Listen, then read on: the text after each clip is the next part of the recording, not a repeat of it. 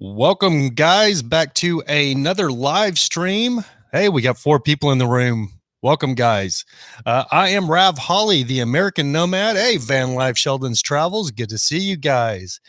Thank you guys for the invite to your little secluded spot that's halfway across the nation. If I have to escape from LA, I may come your way, guys. JBK, hello, buddy. Good to see you back. It's a little dark in here. Let's see if we can do some. I thought I had my light set, but I guess I don't. It looks like it's a little dark. See if we can do a little bit of adjusting here on the light. It was actually perfect until I actually went live, and then it shows up a little bit dark. I want to see if we can get it lighter in here for you guys. Random Nomad, what is up, buddy? Good to see you. Good to see you guys. We got 5 people in the room. We got 1 thumbs up already. Thank you guys so much. I appreciate that. I thought I'd come on today. 2 thumbs up. Man, you guys are rocking it tonight. Appreciate it. Hey, thought we'd just come on and talk about what's going on in the world. It is getting a little weird, if I say so myself. With all the stuff that's taking place and that's going on. Random Nomad says, YouTube actually gave me an on-time reminder this time. YouTube, you finally did something right, YouTube. Thank you, YouTube. That's a first. Jay Bird, hello from Arizona. Hello, Jay Bird in Arizona. Kind of wishing I was in Arizona. It is Brooklyn English Bulldog. Thumbs up. What's up, buddy? Good to see you. Switch Path by Amy. Hey, Amy. Howdy, Amy. One of my favorites. From Kansas this time. Goodness, girl. You get around. Take it easy. Kristen Harper. You're on lockdown in LA. We are getting very close to lockdown, Christina. I said Kristen. I'm sorry, Christina. We are getting very close to lockdown, Christina, but we aren't actually on mandatory lockdown yet. Now, from what I understand, San Francisco is going on mandatory lockdown tonight at 12 a.m., but we here in LA are not on mandatory lockdown just yet. Now, I just want to let you guys know that if you guys don't know, I live stream off of my jetpack. I have like a Verizon jetpack that I actually use for my truck, and I use it here in my studio as well. I don't know if it's got something to do with everything that's going on, but my connection has not been the best. It's usually very fluid and very fast. It could be the rain because I'm usually coming to you guys from beautiful, sunny Southern California. It's Seattle weather here right now. We have nothing but rain and nothing but rain in the forecast. So it's kind of weird. It's a whole different dynamic for us. So with everything that's going on with the demon plague out there that we're all freaking out about, and now we have just rain here in California. But I was telling Serena earlier today, which the rain it's not a bad deal for Southern California because everybody's always out running around here. There's always so much to do. But with the rain, people actually don't get out that often. So it's keeping people cramped up inside, which is actually right now where we all need to be. That's why I'm here live streaming with you guys. I actually worked all day helping Serena. We're trying to get our last order out. We have 1 last order of hoodies.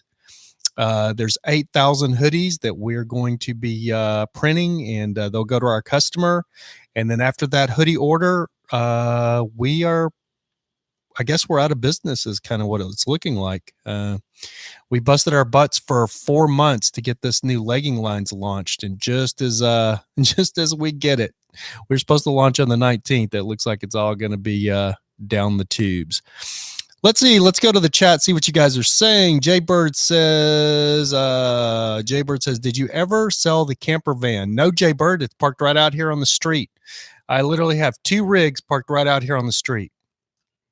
I've actually been showering and everything in Bertha, the camper van.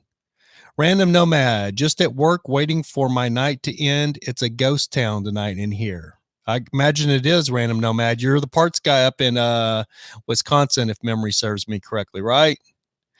And the Random Nomad says, you are not there yet. So I'm taking it up in Wisconsin. You guys are still doing your thing. Bars and restaurants are closing here. A lot of activity, Random Nomad says. Yep. Brooklyn English Bulldog says Orange County, California, not locked down either. There's 17 cases of coronavirus. Excuse me. There's 17 cases of coronavirus in Orange County. So I don't know what you guys are waiting for. Probably be a good idea to get a handle on that and start locking stuff down. Freedom Dove says, hey, Rav. Hey, Freedom Dove. Another one of my favorites. Random Nomad says, and more fear mongering with saying that the bird flu is popping up. Yeah, I heard that as well about the bird flu. Christina Harper says, all of our stores are no longer open 24 hours. All the food and paper products are gone. I need toilet paper and can't get any because it's gone. Yes, Christina. Where you at, Christina Harper? Okay, I have a quick something to address real quick with you, Christina Harper. I saw your message on after I think my last live stream, and I've just been so busy I hadn't had a chance to respond to it, Christina. But I'll answer this here in the room since you're in here. So Christina asked me on my last live stream why I am no longer doing episodes of Nomad News. And I will say I've gotten that a lot, Christina. You're not the only one. A lot of people have asked me why I am no longer doing Nomad News on a daily basis. So I'm just going to address that really quick. So it's just out there. I do want to do more episodes of Nomad News. What you guys don't understand, though, is to do one episode of Nomad News usually takes me anywhere from usually about 6 to 12 hours. I'll usually watch videos, other channels. I have to research for at least 2 or 3 hours watching people's videos. Then when I find enough topics, I have to download those videos, cut the videos, and I have to record my segment, which usually takes an hour to 2 hours, 3 hours. So it usually takes me about 4 hours, 5 hours to get everything put together for the segment. And then once I've got everything there, I've got my stuff recorded. I've got the audio recorded, which I record separately.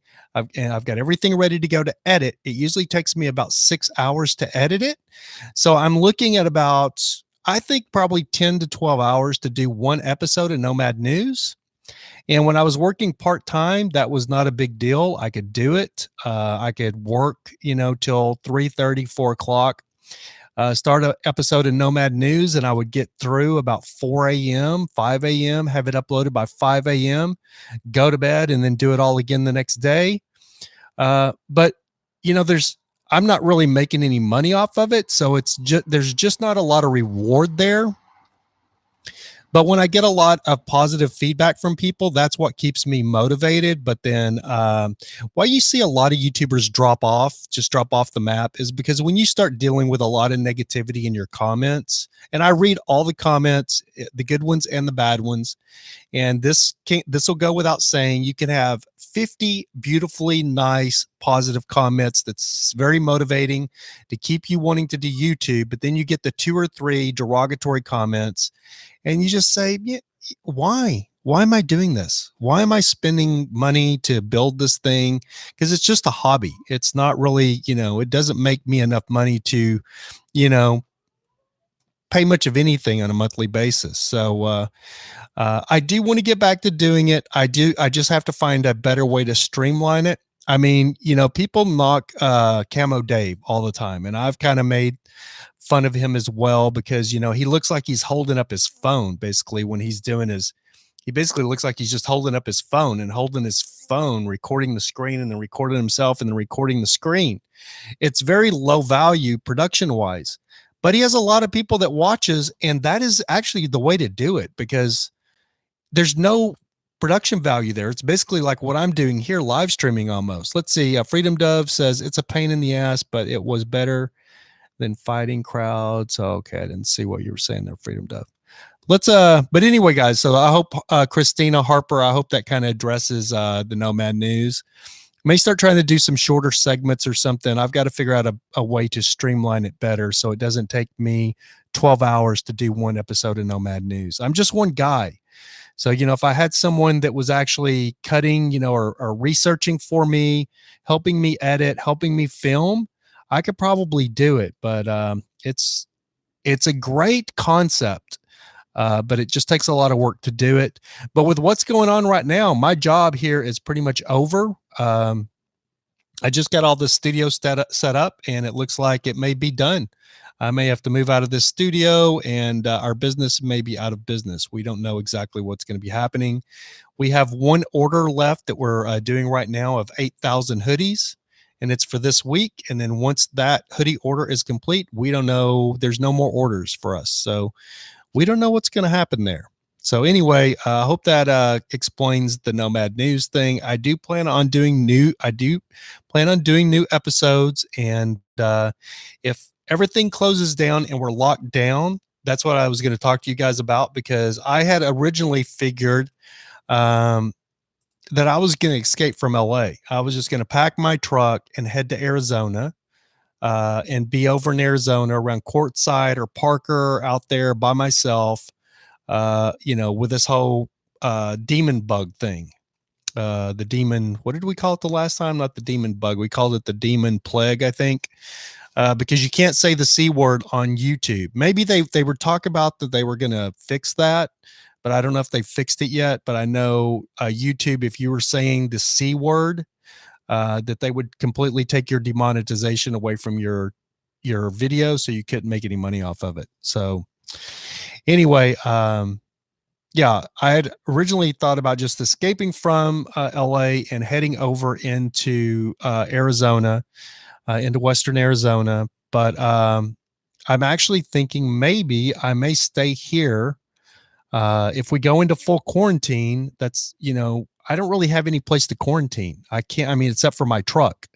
And I heard, there's a bunch of fear mongering going out there that they were going to be going around and rounding up homeless people and making them stay in a shelter, or, you could not be out on the streets if they found out that you were homeless or a VanDweller or whatever, that they would take you to a shelter and you would have to stay in a shelter. And I will tell you, that's the last place I want to be. I do not want to be in any place with a whole bunch of other people. Do not want to do that. So if that actually was to pan out to be actually true, then yeah, it would be time for me to pack it all up and get the heck out of Dodge, or the heck out of LA for sure. But anyway, I'm thinking if that's not the case, then I will probably just stay right here where I'm at. And I'll try to just do a lot of YouTube. I'll be able to do some Nomad News episodes on the daily. Oh my gosh, I'm coughing. Everybody's going to think I got the freaking, my mouth is just dry. Sorry. Everybody's going to think I got the demon bug already. I have been very, I've already been very, what's the word? Precautions. I've taken a lot of precautions. I haven't come in contact with a lot of people. I've already been using latex gloves on my hands. Now, I don't have an N99 or 95 respirator or mask, but I don't even know how much good that works anyway. We got 12 people in the room. We got 4 thumbs up, guys. If you haven't hit that thumbs up, I'd really appreciate it if you would. Let's go back to some of your, let's go back to the chat room, see what you guys are asking, what you're talking about. Random Nomad says, oh yeah, let's see. We've already passed that. Random Nomad says, yes, sir, right there. Jay Bird says, do you have plans to bug out somewhere in your rig? Okay, I think I just answered that for you, Jay Bird. Right now, as it stands, if we go into mandatory quarantine, if they're talking about you, if they catch you van dwelling, that they will pull you out and make you go into some kind of group housing thing, then I'm going to bug out. But more than likely, if we go into a mandatory quarantine, I will stay in my truck and I will probably just hang right here at my office and just try to do a lot of YouTube. As long as I have internet, I can do YouTube every day. I can live stream every day. If I'm not working, we have this order this week we have to get out that's 8,000 hoodies. And as soon as this order ships out, I'm free to do whatever I want to do. So I may just use my office space here and do a lot of YouTube while we're all quarantined, because I will be able to do an episode of Nomad News. I'd have the time to do it every day. And let's move on. Freedom Dove, is the feed buffering for anyone else, or is it just my connection? That's interesting. I'd like to know that as well. It may be my connection here because I use my jetpack, my Verizon jetpack, and because of the weather, it's either the weather or all the crap that's going on. It's not running as fast as it usually seems to be running. It seems to be a lot darker in here as well. Let's lighten this up some. Does that look better, guys? Turn the light up some. How's that? I have a remote to turn my light up. Got it on 88% now. It should be bright enough. Okay, let's head back to the chat. Let's see. So did anybody so Freedom Duff is asking if the feed is buffering for anyone else. Is anybody else getting buffering, or am I streaming pretty is it the stream running pretty well? Let's see. Brooklyn English Bulldog thought it was at your friend's house. Hey, so my other rig was at my friend's house, but he kicked it out of his house, which I don't blame him. It had been in his driveway for exactly 1 year, and he had had enough. So I had to go get it out of his driveway, and that kind of left me in between a rock and a hard place. And so I basically just brought it over to close to my work and parked it on the street with my Snap-on truck. So now I don't have just one rig parked on a public street. I have two. So I have to move them on Tuesday morning. As a matter of fact, I'll have to move both of my rigs for sure in the morning because they have street sweeping between 11 a.m. and 3 p.m. But I move them on the street anyway. I don't leave them parked just in one spot. I park them for about 24 hours, maybe 48 hours, and then I move them around the street. Now, I don't move them off the street, but I just move them around on the one street. It's a park. I'm parked. There's a park on one side of the street, and on the other side of the street is railroad tracks right here between my office. And I have two rigs now that I have to shuffle around. Random Nomad says Walmart nationwide are now 6 a.m. to 11 p.m. now. Yep. I've heard that too. That makes sense. I wonder if they're going to completely ban overnight parking at the Walmarts though, since they're all closing at 11 p.m. Christina Harper says Southern Indiana, about 45 minutes from Louisville, Kentucky. Okay, Christina Harper. Random Nomad. No, all good here. Might be on your end. Freedom Dove. Oh, good. I don't understand why stores. Freedom Dove says, I don't understand why stores would close at night when it's the best time to avoid the crowds. Freedom Dove, I can answer that for you. A couple of scenarios that may be why they're doing that. I've been running around myself, stocking up on stuff. And I stocked up on February 24th. I knew February 24th that this was coming. I had a friend of mine. He texted me, or he messaged me and said that his parts store had just been called by the local hospital and they were looking for PPP, or personal protection. I don't know what the other piece for. Personal protection. Somebody let me know in the comments in the chat room. Anyway, they call it PPP, personal protection, but it's the mask, the N95 mask that you see people wearing. A lot of part stores have them because they'll sell them when painting. And then the N99 is a actual respirator. And so you see those as well. And they've got the little hole in the side of the mask. But the local hospital called them. So he put out a mass text to a lot of his friends, letting us know what was going on. This was on February 24th, going on a month ago, like 3 weeks ago. So he told us then, you need to go stock up, because if the local hospital is calling us for PPP, it's about to go down. And so I took him seriously, and I told Serena, I went right into her office and said, hey, I don't know if this is going to be something. I don't know what it's going to turn into, but just do me a favor, and I want you to go tonight and buy a lot of stuff just to have. Just buy dry goods, like ramen noodles, canned foods. Just stock up on stuff you probably wouldn't normally buy that's all non-perishable. So that's what we did. But unfortunately for me, I ate a lot of it. So when this all started happening, I started looking at my supply, and it had dwindled a lot. about a quarter of it. So I decided to at the last minute to restock up again. And like everything else, I went to the store, regular stores, and they were all sold out. So I don't know where you're at, but here where I'm at, if you are low on supplies, here are some key places that you can get supplies. Now, keep in mind, if you're a health nut that is more worried about gluten or, GMOs or whatever, don't listen to this, because this is just for sustenance, something an emergency. If you're starving and if you're hungry, it's better to have a can of Beanie Weenies or a can of Spam than nothing at all. So that's kind of where we're at right now with me. So here's some places, some key places here in LA that you can get stuff still if your Walmarts are barren, and if your regular stores like Costco and stuff, if they don't have anything. So, and you wouldn't think that these places would have this stuff. A lot of people don't go into these places because they go to their Walmart or whatever, but you'd be surprised. One place is Dollar General, 99-cent store. They are going to have some canned goods in there. They will have a lot of I bought like a lot of little cups of, they're not canned peaches. It's like a plastic cup, but it's like a Jello with like peach fruit frozen in the Jello and stuff.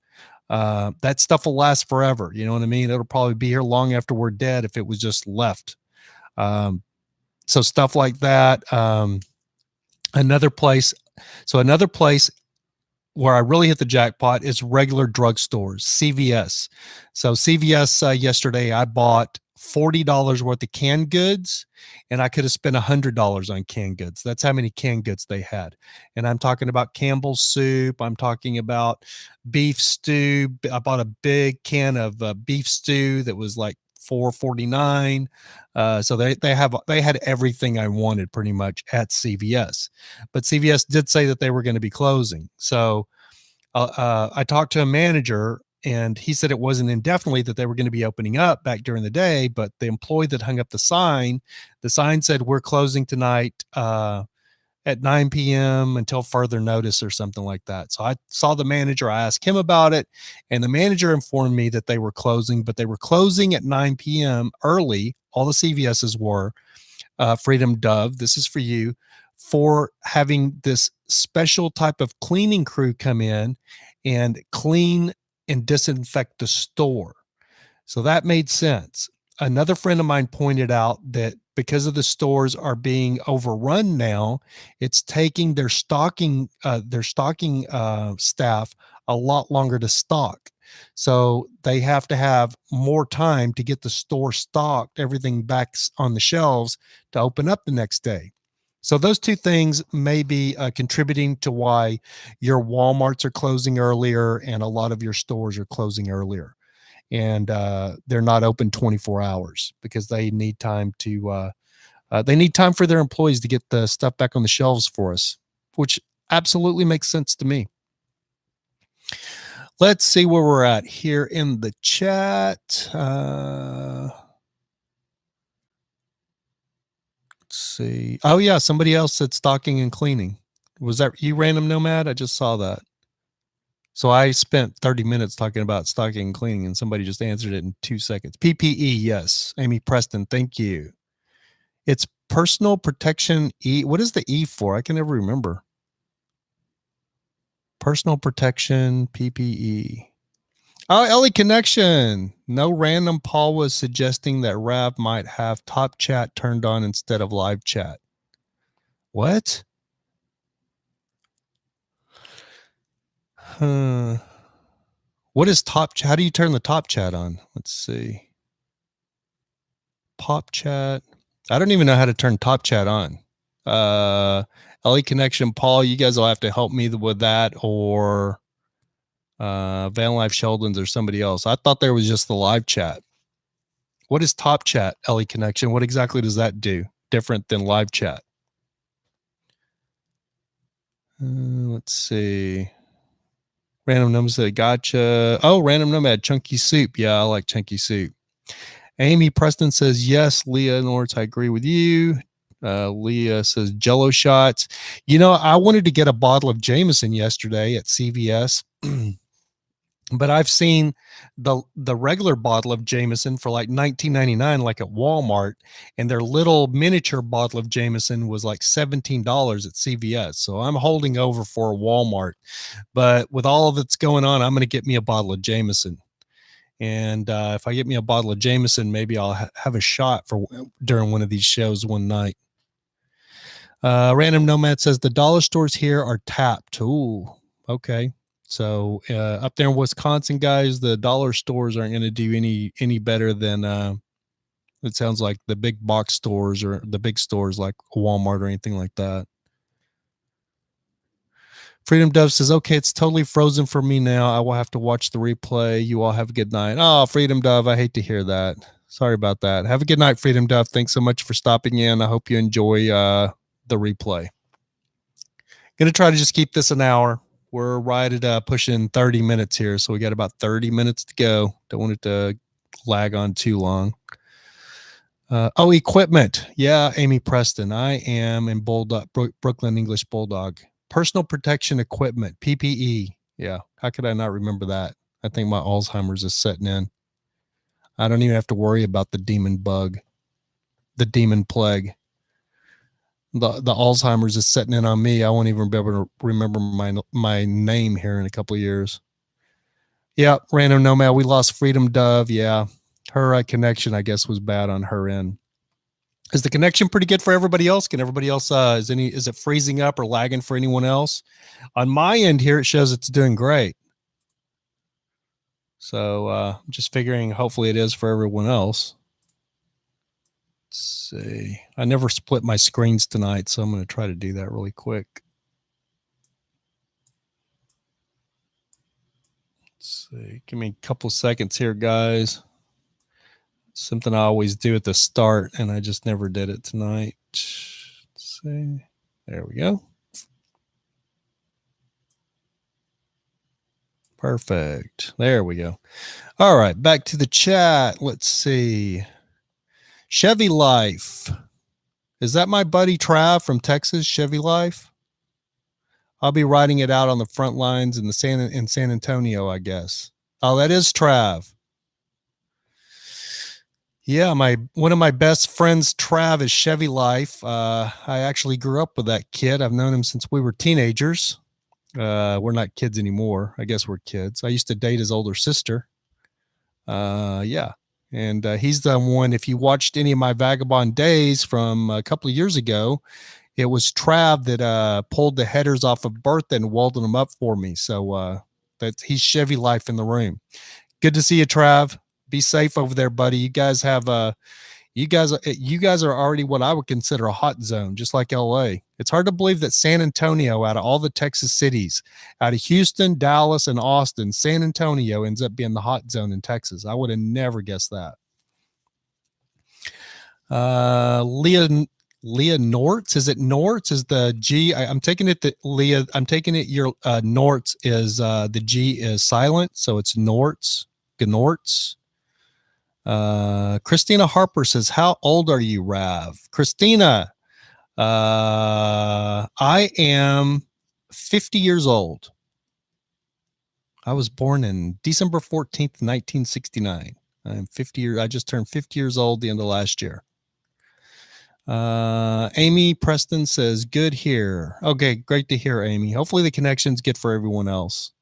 May lose you guys because it's, like I said, raining. It's raining here hard. So that may be why my connection is not that great tonight. Random Nomad says it's working good there. Well, you guys are a long way away. So if it's working good there, that's good to hear. So it may just have been Freedom Dove's connection. Christina Harper says, I think you're good on my end. Vanomatic, what's up, buddy? Good to see you in the room, Vanomatic. Chevy Life, you too, brother. My ex-wife is a nurse in a hospital there. Yeah, so we talked a little bit through instant message. What exactly? Give us an update. What's going on there with the demon plague? For you guys, if you're just joining us, we're not saying the C word on this live stream because YouTube will block the video or demonetize it if you say the word of everything that's going around, the C word. So we are calling it the new C word. It's the C word 2.0. We're not saying that. We're referring to it as the demon plague. Because if YouTube has bots that run your channel as soon as you upload a video, and as soon as you upload it, if you say the C word 2.0, they automatically demonetize your video and will not put it into recommended. So we've renamed the beer, the Mexican beer sickness. We've renamed that the demon plague. The demon seed, random nomad says. Let's see. Chevy Live says you have to tell the story, man. Although playing Smokey and the Bandit, I think would be a winner. Would be a one to hear. Yeah, that's a good one, Chevy Life. Let's see. So we're gonna do a story time. That'll be something different. It has absolutely nothing to do with van life, but I do have a story I could share with you guys. If anybody wants to hear the story that Chevy Life is referring to, Smokey and the Bandit story from when we were kids, just type in "do it" or raise your hand. Give me a hand emoji and I'll tell that story. It'll probably take me about 15-20 minutes to tell the story if you guys want to hear it. The C word. Oh, Leah spelt it S-E-E. Yeah, the C word. Christina Harper says Bath and Body Works are closing all US and Canada stores. Yeah, I think everything is pretty much closing down. Okay, we're getting a lot of do-its and hand emojis. It looks like we're going to tell that story. Let's see. Chevy Life's got one more comment. They have 3 cases community spread. Oh, they have 3 community cases spread there. She has info on the virus and how they're lying to us. Anyone can get it, not just elderly people with underlying issues. That is very true. Let's touch on that really quick. I got to adjust my heater. I'm burning up here. Hold on just a second, guys.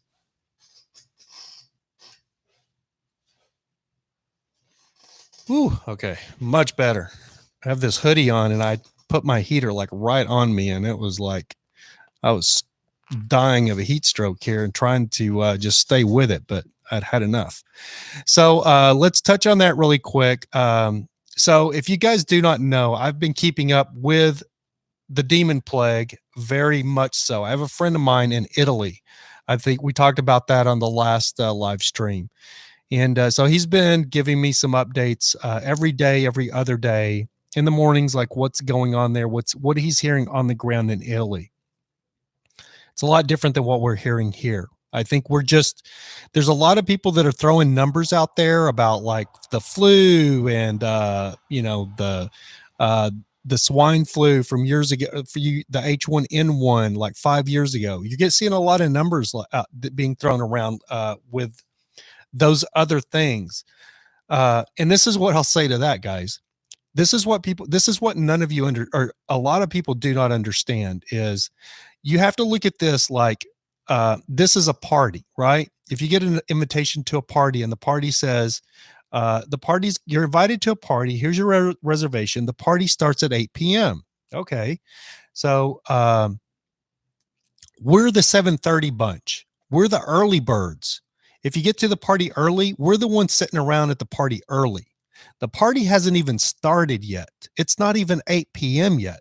And the party's not going to really get to going until about 10:30 or 11 o'clock. That's when the party's really going to start. So let's look at this time next month. Today is the 16th. It is March 16th. So let's see where we are next month this time, like around April 16th, and see where we're at and what's going on. That'll be a better measurement. That's when you can throw all your numbers out there about the flu and about the swine flu and about, all these other, things that you want to compare the demon plague to. Compare it then. We're just getting started, guys. Everybody thinks this is, we're on the tail end of it. We haven't even started yet. It's just now getting started. It's just now spreading. We don't even have the test to test. Do you know how many people out there right now have the demon plague? They're walking around with it all day long, doing their thing, and they've not even been tested. Another really quick thing I want to touch on with the demon plague, what they are telling us, the CDC here and what all of our experts are telling us is it's a 2 to 4 day incubation period. I am not paying attention to what is being said here a lot. What I have always watched is what is going on in China and what is going on in Italy, because they are on the front lines of it. And in China, they say the incubation period is 2 days to 15 days. That's why they put a mandatory 14-day quarantine, because you can walk around with this virus for literally 2 weeks, 14 days, and never show one sign that you have it. Never get sick, never have a cough or anything. But if they swab your throat will be 3 times more toxic or have 3 times more virus in it than if you had a horrible flu.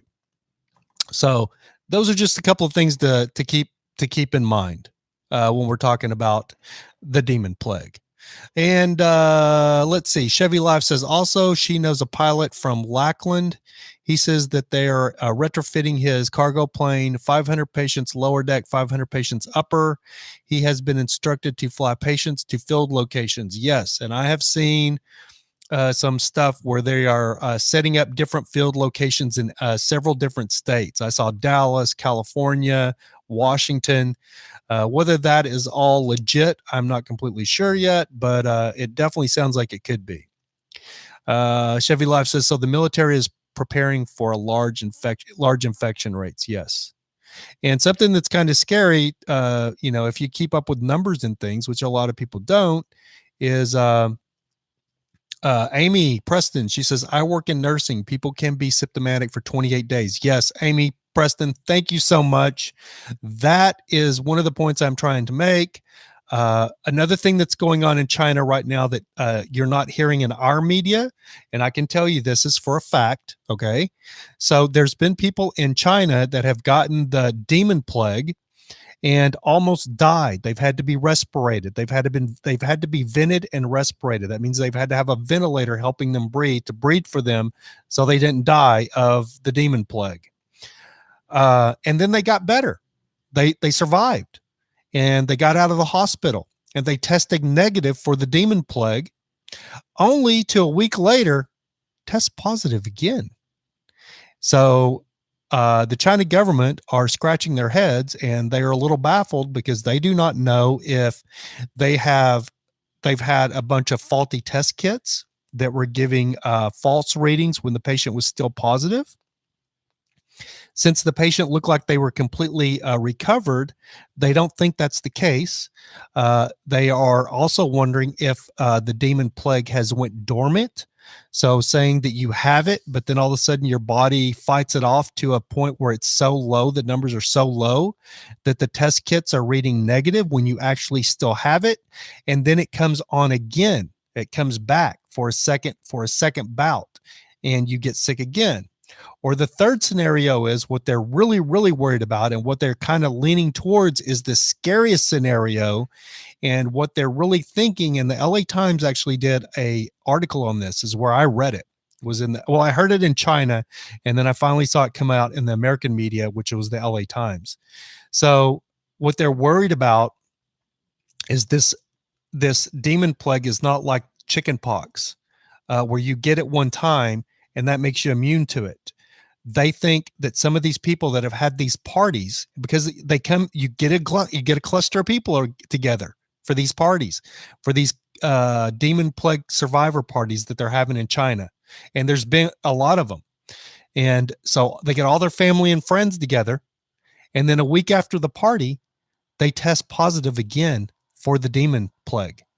So they get a whole nother second round of it. So if it ends up that you can catch this a second time, we're in for a long haul, a long road ahead of us.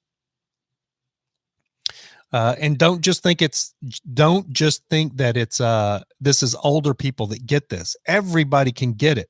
The only people that are pretty much immune to it, that catch it, are children. Children get it, but they really don't get sick. But the number one soccer or football coach in Spain he was 21 years old, tested positive for the coronavirus. He died yesterday. He's 21 years old. Soccer player. I mean, not former soccer player, and now he was a professional. He was a coach for Spain's football or soccer team.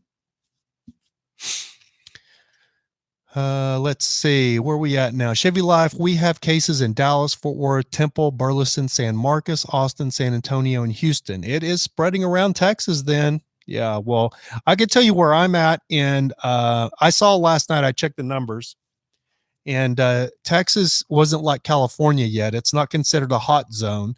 So right now, the hot zones in the United States are California, which means there's more than 100 cases. So is California, and I believe California, I think we have more than 300. So California, Washington, and New York. Those are your hot zones in the United States as of right now. Last night, from the numbers I looked at, Chevy Life, Texas had 54. So you guys got a way to go to catch up. But evidently, I think that's going to happen.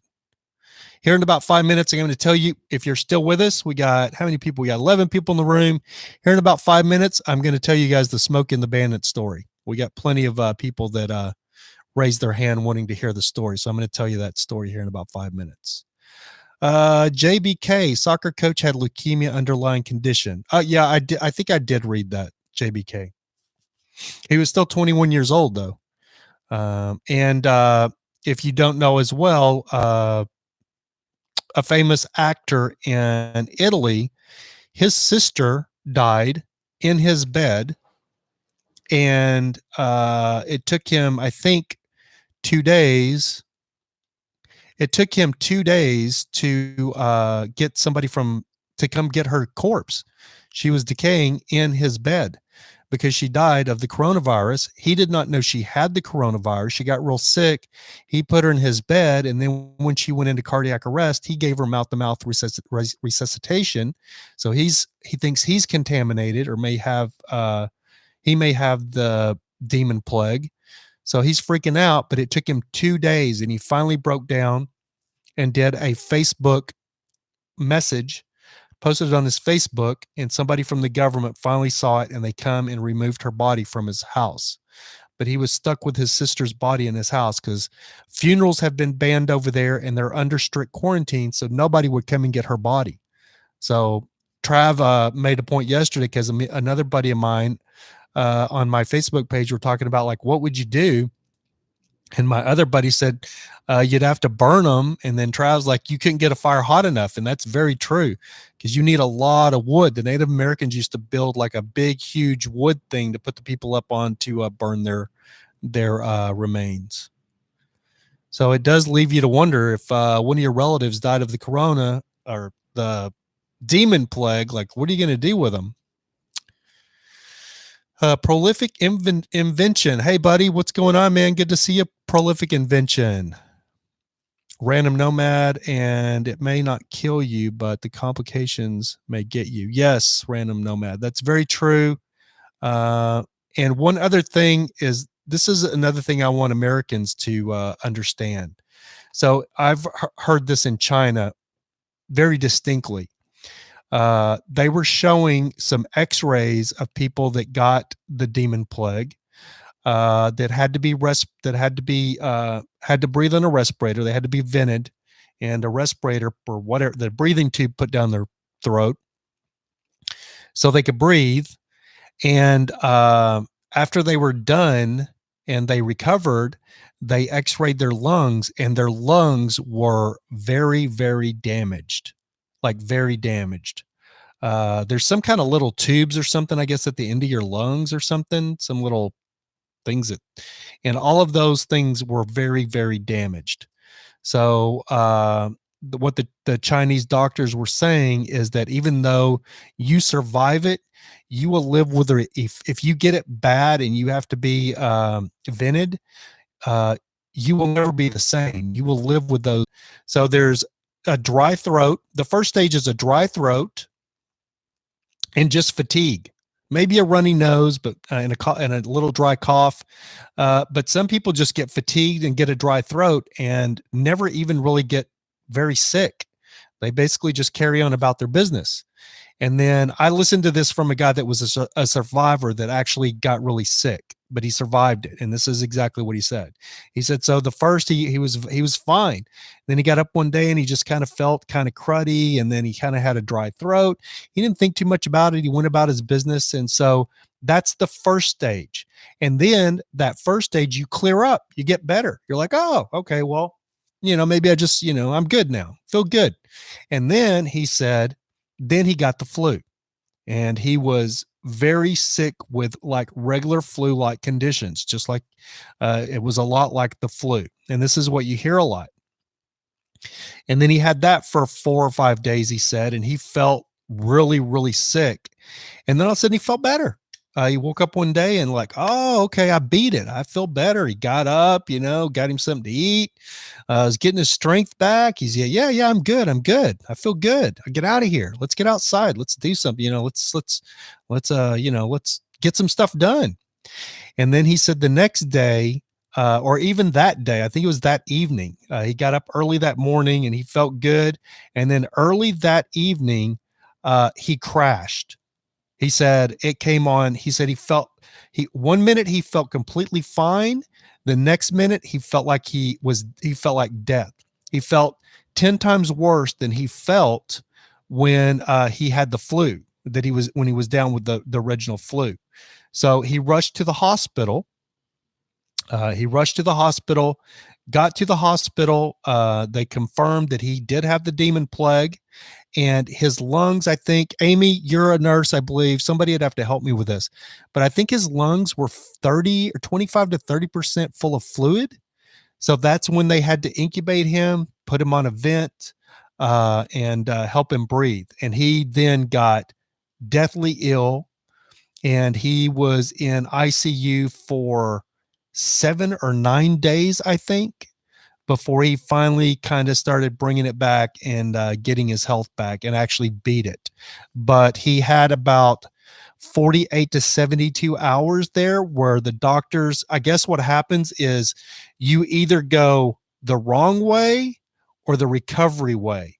And at this one little float spot, the doctors don't know if you're going to go the wrong way or the recovery way. Basically, they don't know if you're going to not make it or you're going to make it. So they just have to wait and see. Now, this, I'm not sure if this is true, but what somebody in Italy was saying is that people were going in like that with the pneumonia. They were going in with the pneumonia, and their lungs already, when they did an x-ray of their lungs, they were already 50% fluid. And if that was prolific invention says this kills 20 to 30% of your lung tissue. Yes, that is exactly what the Chinese doctors were talking about, that if you have to be incubated, it kills 20 to 30% of your lung tissue. So your lungs will never have the capacity. If you're a swimmer or anything like that, or just walking, you're going to get fatigued a lot quicker than you did before you got the virus. Thank you. Thank you. Prolific invention. That's exactly what I was talking about earlier.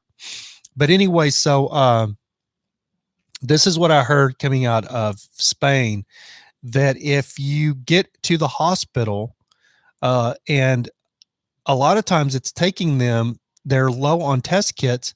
So it might take them a couple of days to get your test kit back or get your results back from your test. And during that time, your lungs are filling with fluid.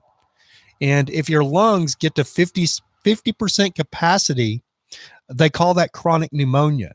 And once you've hit 50% with chronic pneumonia, there's no cure for that.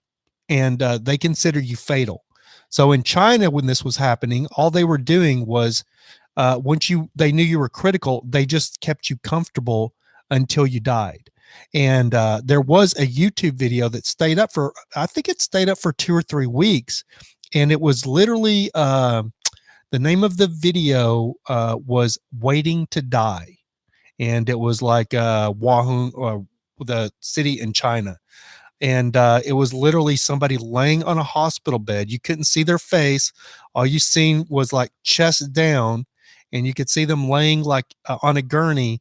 and there was 4 or 5 other people around and a doctor in the room, and you could hear them just struggling to breathe. They were just taking short breaths, and the title of the video was just "Waiting to Die." It was the demon plague and just waiting to die. So it's Wuhan province. Woohoo. Yeah, I can't ever pronounce it. Thank you, Random Nomad. Lee Nortz Bolt says, Bulldog, did your chat name used to be Breathing? Incubated means placing the tube in the lungs for oxygenation. Thank you, English Bulldog. Oh, so Brooklyn English Bulldog, incubate him, respiratory therapist here. So Brooklyn Bulldog knows exactly what we're talking about. Great to have an expert in the room. Awesome. So everybody pay attention to Brooklyn Bulldog, because if I give you any misinformation or something, because I'm just giving you what I've read, and I've read so much stuff now, it's all literally running together.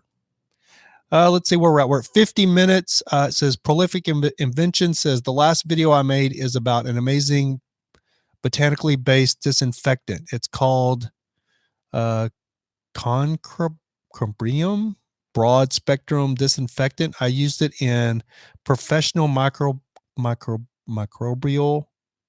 remediation for years. I'll have to look into that. Prolific Invention. You're the man when it comes to inventing stuff, so we definitely need to look into that. Anyway, guys, I believe that. Does anybody have any more questions about the demon plague? I think people are actually getting sick of hearing of it. The last thing I'm going to say about it is I'm going to address this, because I've kept up with this since January in China. And because there's so much misinformation that comes out of China, I didn't take anything as legit. I watched the videos of people dropping dead on the sidewalk in China. There's a very popular video of a guy standing waiting to cross at an intersection with his groceries in his hands. And he looks like a very young guy. Probably he looked like he's anywhere from 24 to maybe 32, somewhere in that age range. And he just falls and face plants. He's got his groceries in his hands and he doesn't even try to catch himself. And he just boom, falls over. And there's a lot of dead people on the sidewalks with their groceries and stuff in their hand. And that guy that was sick that I told you that recovered, he said that's how that happened, is because that when you have that flu and you get better, you get this false sense of security that you're on the mend. Because the flu, when you're really sick with the flu, all of a sudden you're feeling better and you're good. And he goes, and that's when people venture out and then they're doing stuff and then they hit that crash because their lungs have been filling up with fluid and they're coming into chronic pneumonia. But for some reason, you get this little boost of energy, this little boost area where you think you're good and you think you're on the mend, and it gets you. Chevy Life says, hi, how about all of the conspiracy theories going on, QAnon, 5G, etc.? I've read all of those, Chevy Life. My question with the 5G is, if you don't remember, we had the exact same thing with the 3G. When the 3G came out, the 3G was going to kill us all. They said if you talked on your phone, we were going to see all of these people with brain tumors within a couple of years. That never happened. So, there's always going to be conspiracy theories. There's always people, like right now on my Facebook page, this is where we're at. And this is what I wanted to talk about to end this thing with the demon plague. Right now, there's this political line drawn in the sand, and you have conservatives on this side and you have liberals on this side that are still fighting over politics. This has nothing to do with politics. Everybody should be taking precautions for this and not arguing politics. But you have the conservatives talking about it's a deep state coup for Trump, and then you have the liberals that are blaming Trump, and it's just this isn't about politics. Shouldn't be about politics. It's like I told a good friend of mine. I said, look, if this had happened, and we're the same age. He's a couple years older than me. I think he's 54. We both know if this had happened in the Clinton years when Clinton was president, we know if this had happened in the George Bush Jr. years when George Bush Jr. was president, when 9/11 happened, nobody would be fighting over politics. And nobody would be talking about the media is overreacting. Look, if all of this ends up being, we don't get it as bad as Italy and it just blows past us and we get lucky, I'll wear that egg on my face all day long, because it means we're not going to have to deal with what happened in China and what happened in Italy. That's great. But it's better to overreact and save as many people as we can. The experts are talking about this could kill 500,000 people. That's a lot of people. And I have people that tell me, oh, it's no worse than the flu. You may not get it any worse than the flu, but what if you take it home and give it to your elderly parents and kill them? Is that really a win in your book? Because it's not mine. If I get it and I barely even get any symptoms of it, but I pass it on to somebody else and it kills them, that's not a good thing. So anyway, I'm going to leave the demon flu. That's where I am on the demon flu. I think we all should take it serious until something proves us that we shouldn't take it serious. If the media is overreacting, great, because that'll get people's attention. At least people are paying attention to it. Anyway, so we're at 55 minutes. So I'm going to tell you guys the Smokey and the Bandit story. So my buddy in the room, Chevy Life, Trav Carter, if you go over, I don't know if his Chevy Life, I think you can follow his Chevy Life icon, and he's got a little trailer on his YouTube page channel that I actually did. I filmed his trailer for him on his Chevy Life channel, if he still got it up there. I'm not sure if he still does or not. But anyway, when he was about, Trav, how old were you? I think you were probably about 11 and I was 14, 15. And I was dating Trav's older sister. I used to have, my first car was a 77 black Trans Am, like a Smokey and the Bandit edition. And I was 14, 15. So I was, hold on, let's see. When this happened, I was a little older than that. I was 15, I think. And Trav, you were what, 11, I think? Yeah, it's 12. Chevy Life says Trav says he was 12. And so I was 15. And I had this black Trans Am, beautiful car. I had a hardship license because I lived with my single mother, and I had to drive myself to school.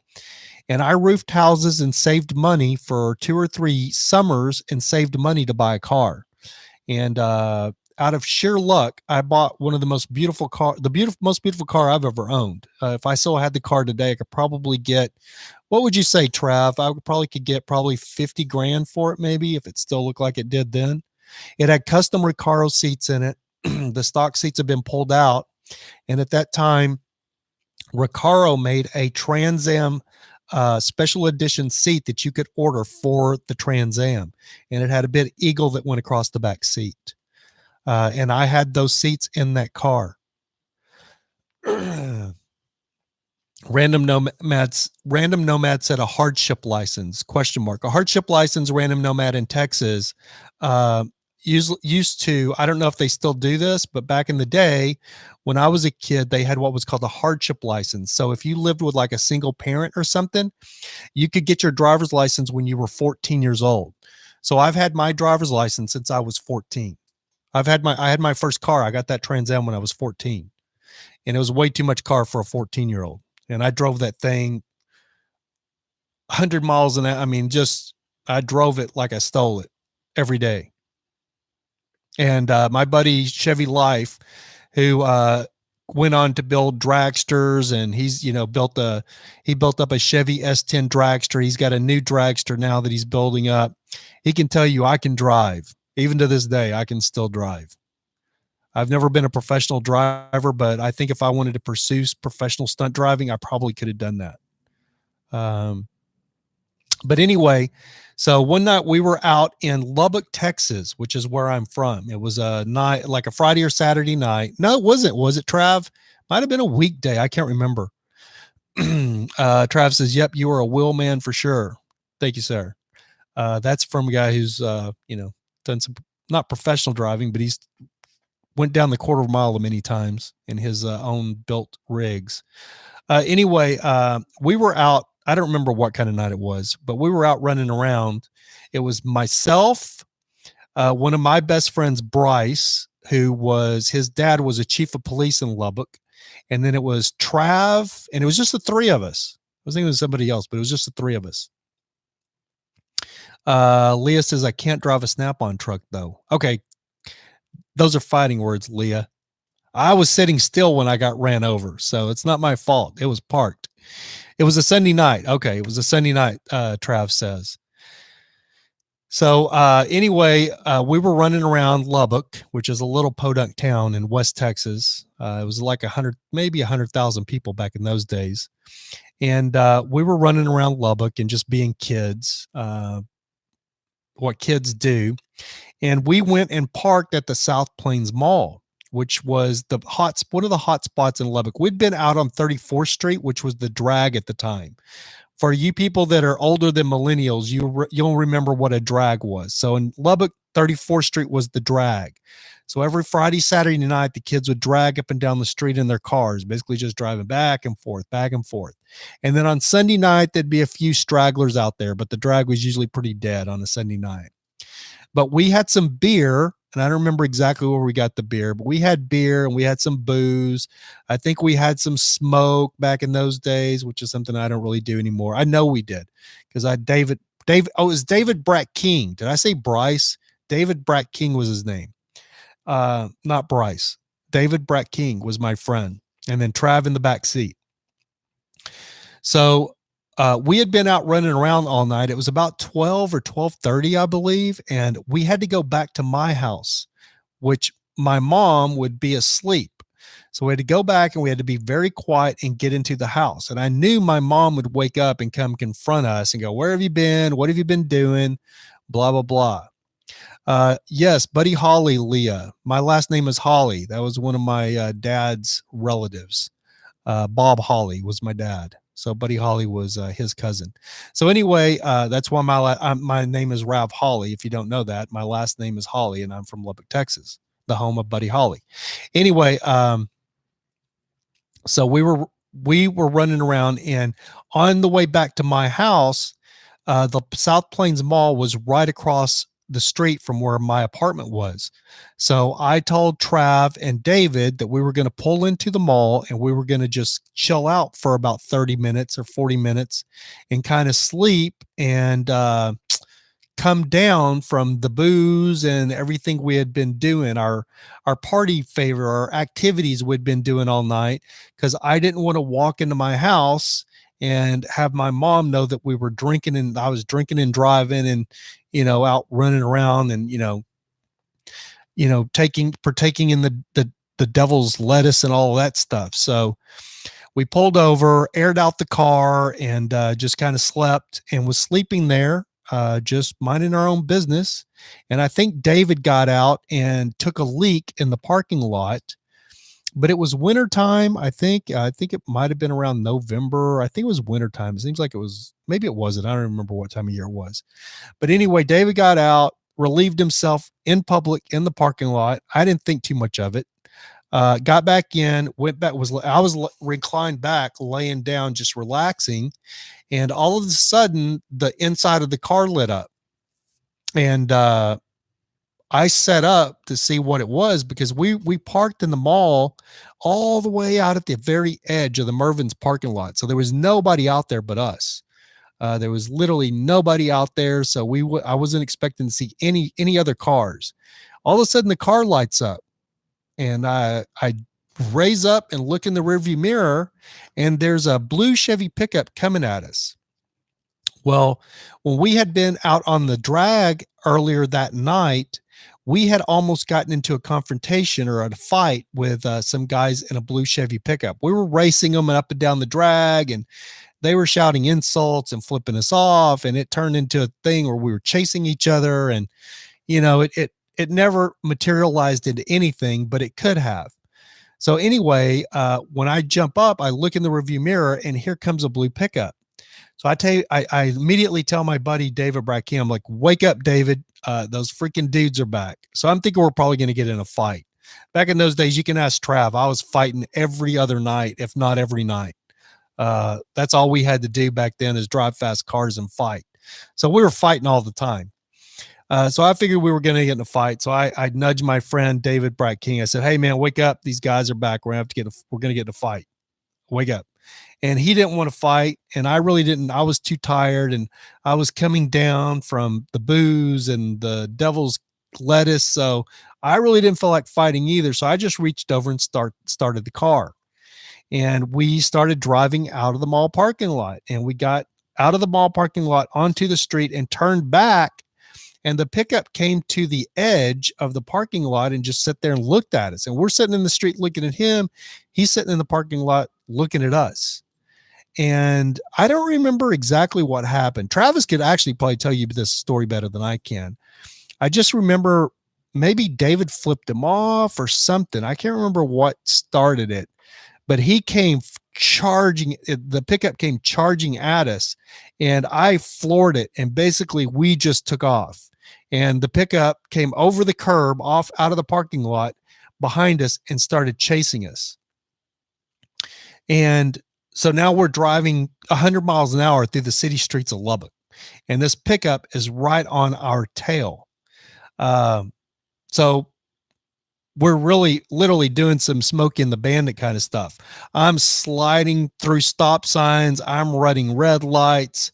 And then I had this little go-to in my back pocket because I knew this area very well because it was right there where my apartment was. So I knew this area like the back of my hand. So I knew that there was this apartment complex that when you went around the apartment complex and you made a left, it had this snake pattern. It had this zigzag in front of the apartment complex. And so I knew my Trans Am had a full traction bar up underneath it, which means it had a sway bar. So it wouldn't sway at all. You could take a corner and you would just be stuck in the curve. So I knew that we could go through that snake-like pattern and lose this pickup. So I made a left-hand turn to head through those curves to lose the pickup. But unfortunately, I was going too fast. And in the last curve, the rear end slid out from under me, or the rear end slid out, and we spun around. And now we're looking directly at the pickup because he pulls up and he's looking directly at us. So we're both sitting there looking at each other dead on. And basically all I did was dropped it down and low and floored it. And we spun up into the apartment complex and started flying through the apartment complex, driving through the apartment complex, going around the speed bumps as fast as we could. And I look up in the rearview mirror, and that pickup is right on my bumper. I mean, he is so close, I can't even see his headlights. And at this time, I'm freaking out because I cannot imagine somebody driving a pickup and keeping up with me. Chevy Life says, we got away and went back several times and got away every time. Yes. And that was our biggest problem, is because I did get away from it.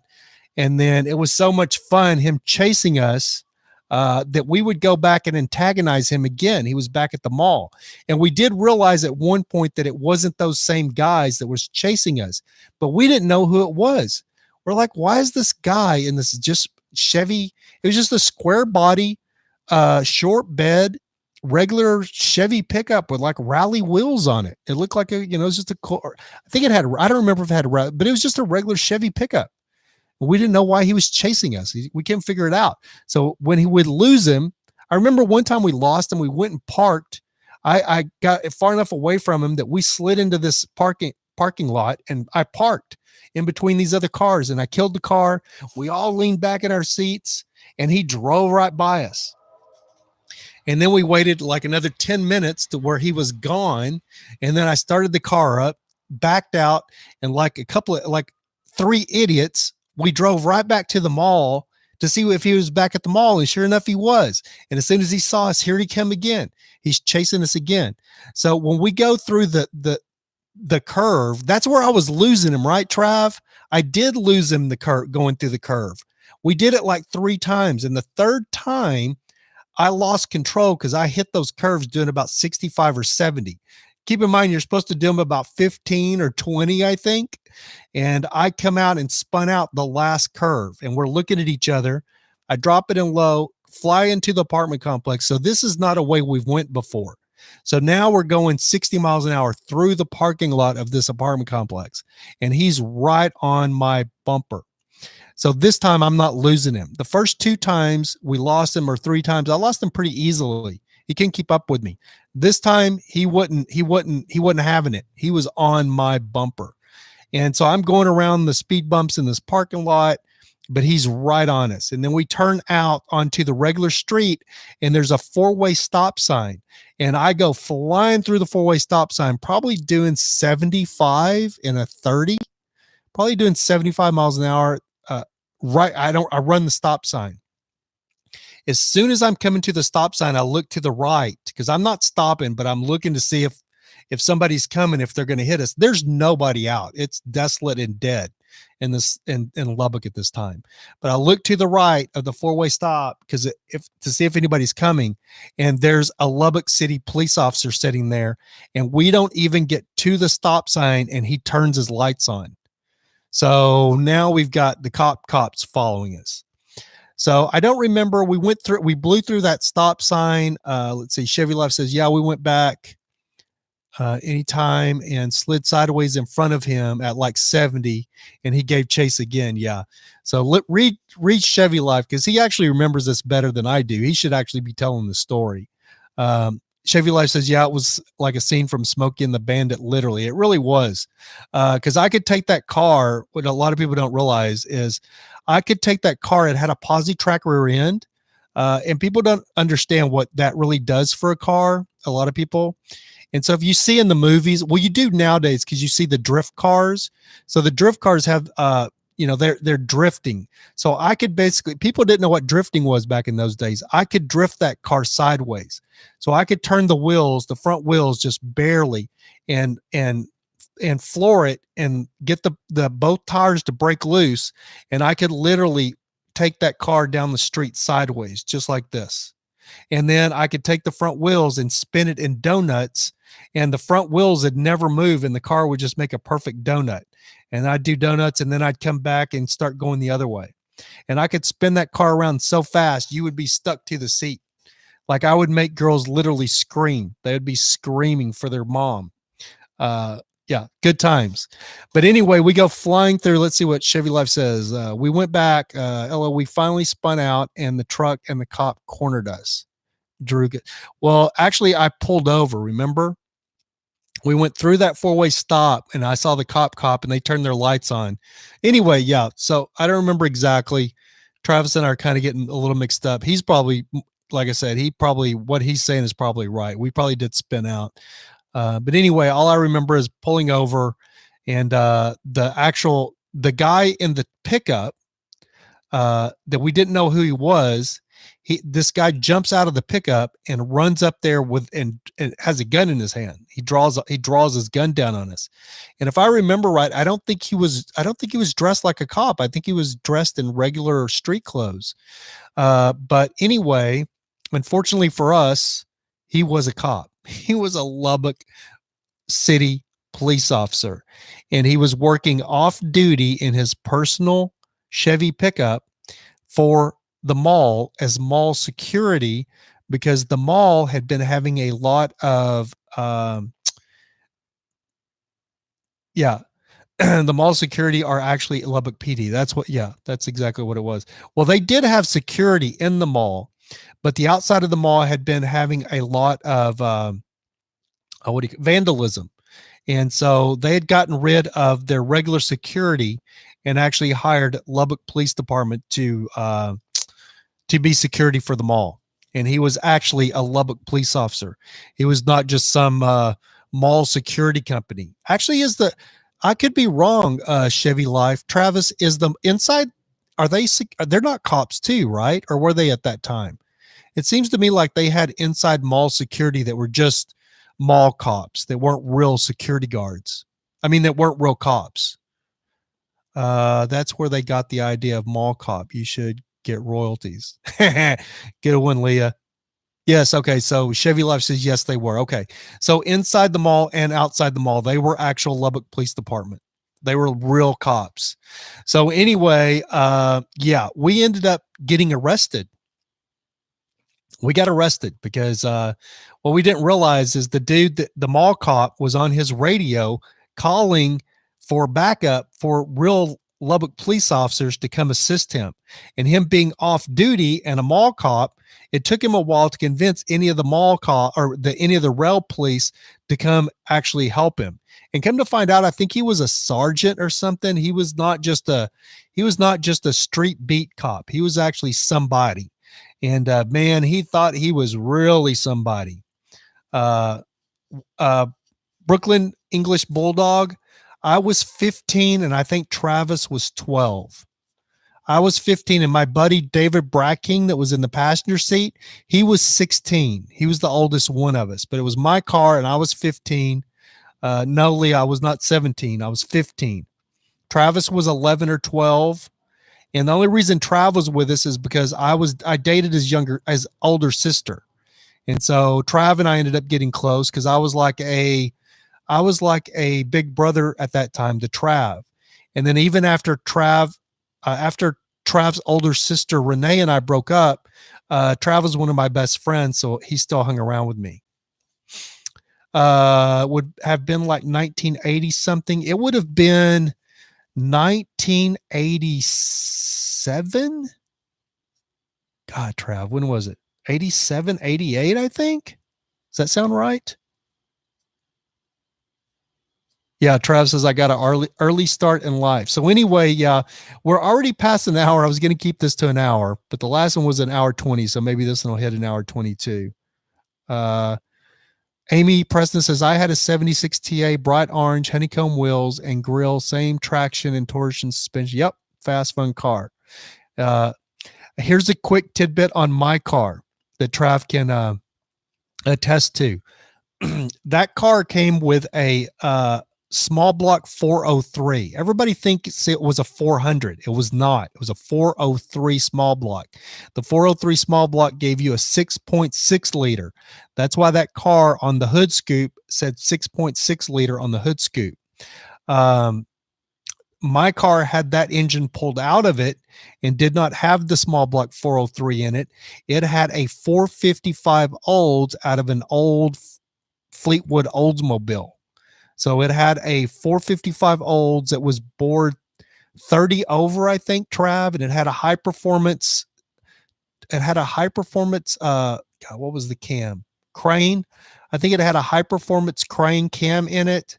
It had a Top Gun. At one time I put a Top Gun nitrous oxide system on it.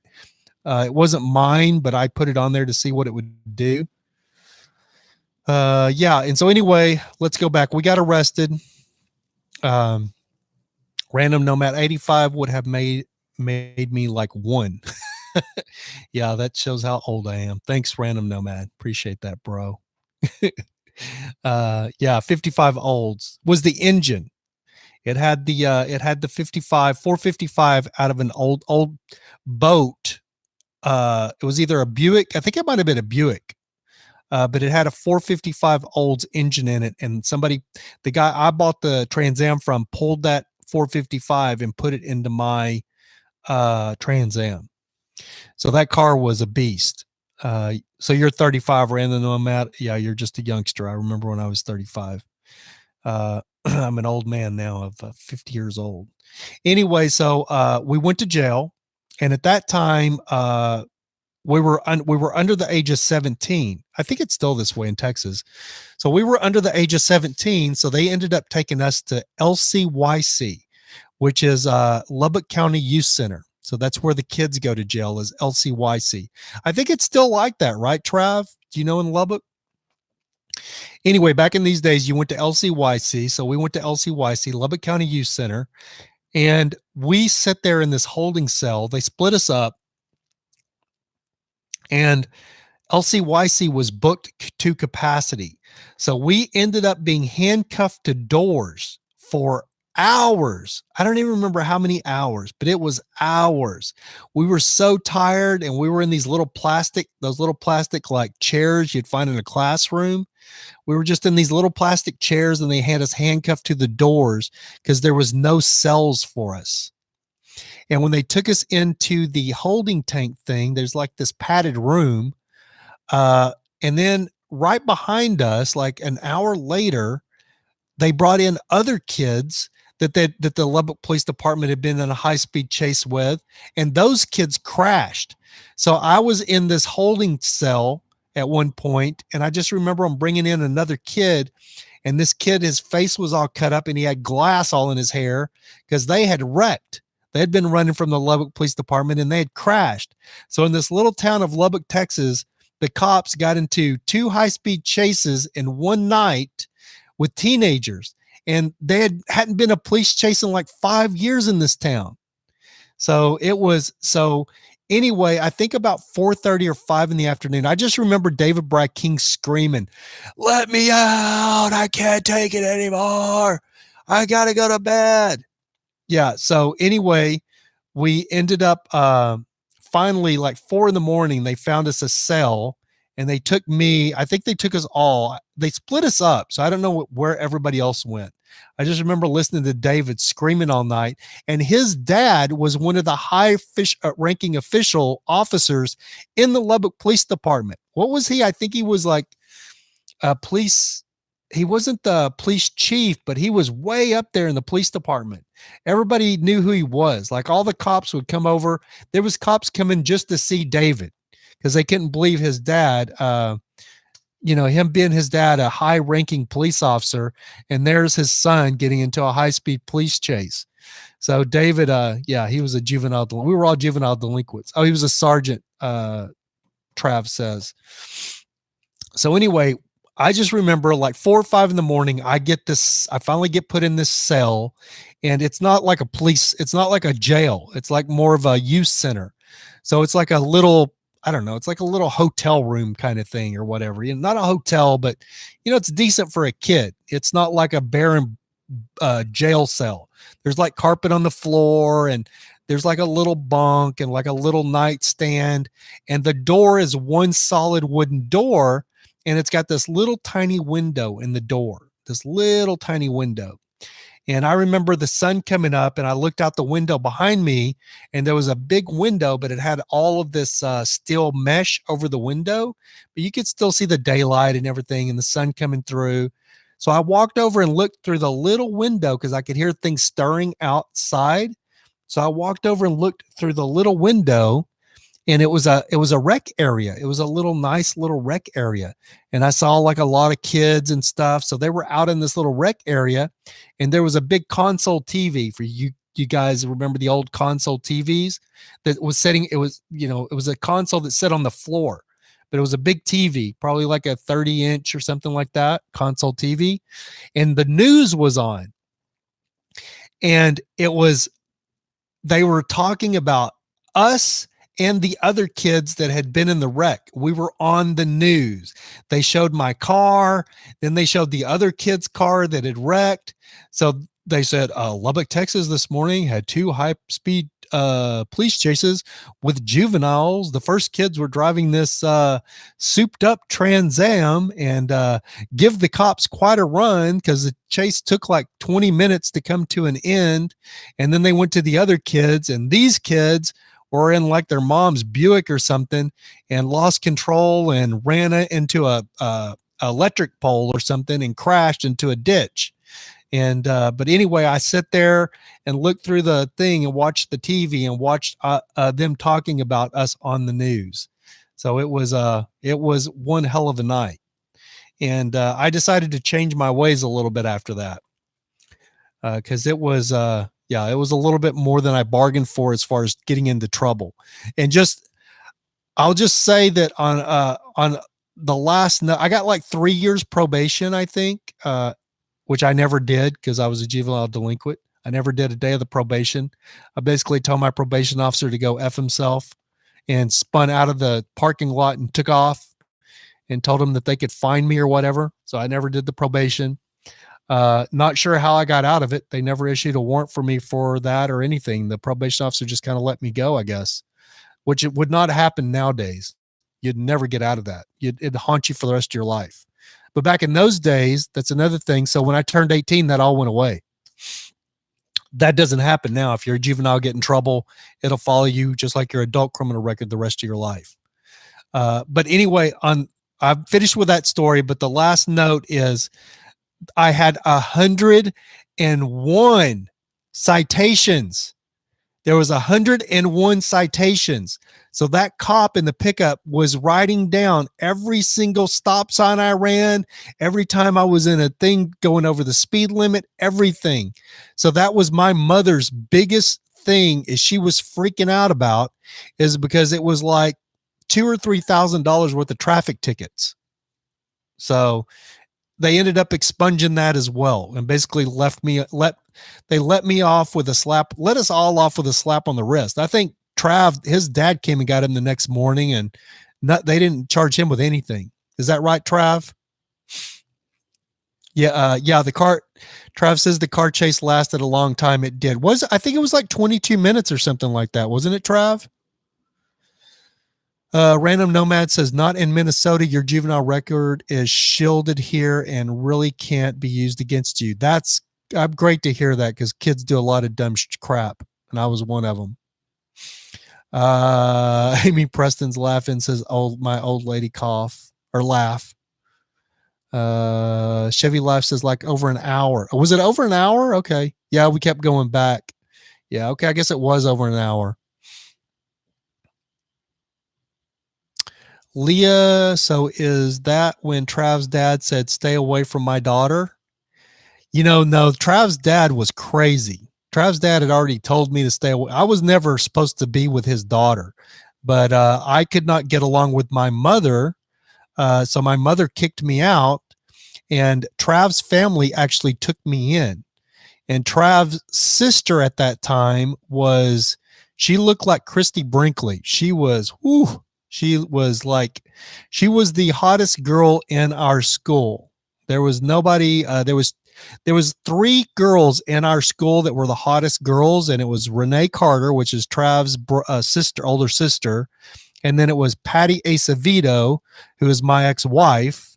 And then it was another girl named Anita Vara. And I never dated Anita. I wanted to, but she wouldn't give me the time of day. But Anita and I are now good friends on Facebook, and she actually is a competitive fitness model, and she's the same age I am. She's 50. But anyway, so I dated Renee, which is Trav's older sister. And then when Renee and I actually broke up, I started dating my ex-wife, Patty, who was like, her and Renee were like the 2 hottest chicks in school. In our school. In our town, actually.